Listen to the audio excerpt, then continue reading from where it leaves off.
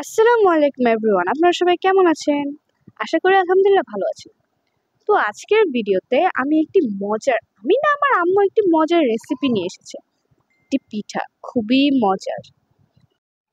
এই পিঠাটি বানানো হয়েছে মুরগি এবং ময়দা দিয়ে। পিঠাটা খুবই মজার, আপনারা অবশ্যই ট্রাই করবেন এটা। তো চলুন এই পিঠাটা আমি কিভাবে বানিয়ে নিই, আমি না আমার আম্মু কিভাবে বানিয়ে নিই সেটা দেখা যাক। এখানে মুরগির বুকের মাংস কুচি কুচি করে কেটে নিয়েছি, আপনারা দেখতেই পাচ্ছেন আমি কিভাবে কেটেছি। তো এখন বলে সেই মাংসগুলো নিয়ে নিব এবং দিয়ে দিব পেঁয়াজ, এরপর দিয়ে দিব সিদ্ধ করা আলু, তারপর দিয়ে দেবো মরিচের কুচি, তারপরে লবণ, আদা রসুন দিয়ে দিব এর মধ্যে। এরপরে দিব মরিচ এবং হলুদের গুঁড়া এবং ধনিয়ার গুঁড়া, জিরার গুঁড়া আর গরম মশলা। এখন দিয়ে দিব চিলি ফ্লেক্স। এরপরে গোলমরিচের গুঁড়া, সাদা গোলমরিচের গুঁড়া দিতে হবে। তারপর দিয়ে দেবো অল্প পরিমাণের সয়া সস।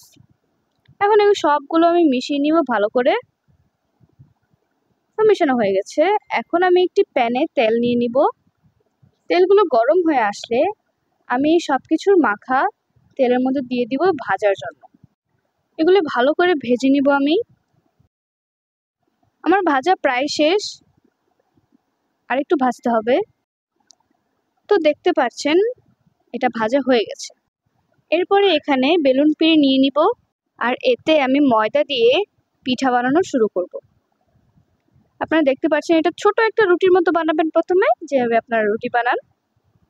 তারপর এটা বানানো হয়ে গেলে এর মধ্যে সেই ভাজা মাংসগুলো এবং আলু পেঁয়াজ মানে যা আমরা ভেজেছি সেই সবগুলো এখানে দিয়ে দিব একটু একটু করে। বেশি করে দিলে মজা লাগে, বেশি করে দেওয়া হয়েছে এখানে। তারপর আমি এখানে সাইড দিয়ে একটু কাঁটা চামচে ডিজাইন করে দিব। দেন এখানে কাটার দিয়ে আমি সুন্দর মতো সাইডগুলো কেটে নিব, মানে হালকা করে কেটে নিব যাতে সুন্দর লাগে। এরপর এইভাবেই আমি অনেকগুলো রুটি বানাবো, রুটি না পিঠা বানাবো। বানিয়ে আবার মাংস দিব, মাংস দিয়ে আবারও ভাজ করব, মানে ভাজ করে উল্টিয়ে দিব, আবারও কাটার দিয়ে কেটে নেবো। এই যে দেখেন আমার নুহা পাখি শুধু হাত দিয়ে শয়তানি করছে। এই যে দেখেন ও তাকায় আছে আমাদের দিকে, মানে ও পিঠা বানানো দেখছে। তো এখন একটি কড়াই আমি তেল দিয়ে দিব। তেলগুলো গরম হয়ে গেলে আমার এই যে সব বানানো পিঠাগুলো আমি একে একে তেলের মধ্যে ছেড়ে দিব। সবগুলো ছেড়ে দিব, 3টা করে দিচ্ছি আমি একসাথে। এখন এগুলো সুন্দর মতো ভেজে নেব আমি। তো আমার ভাজা হয়ে গেছে।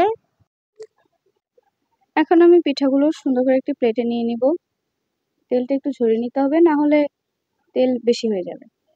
এখন আবারও দিয়ে দিব 3টা। এভাবে সবগুলো ভেজে নেব। তো আমার এগুলো ভাজাও শেষ। তো আমার পিঠা বানানো শেষ হয়ে গেছে। এখন আপনারা দেখেছেন কত সুন্দর হয়েছে পিঠাগুলো দেখতে। ইস, খুবই মজার। আপনারা জাস্ট ট্রাই করলে শুধু খেতেই মন চাবে আপনাদের। আমি তো অনেকগুলো খেয়েছি। খুবই মজার একটা পিঠা। বাইরে থেকে দেখতে যতটা সুন্দর, ভিতর থেকে দেখতে ঠিক ততটাই লোভনীয়। খুবই মজার। আমার তো দেখে এখনই আবারও লোভ লেগে যাচ্ছে, মনে হচ্ছে খেয়ে ফেলি ভিডিও থেকে বের করে। তো আপনারা সবাই ভালো থাকবেন। আসসালামু আলাইকুম, আল্লাহ হাফেজ।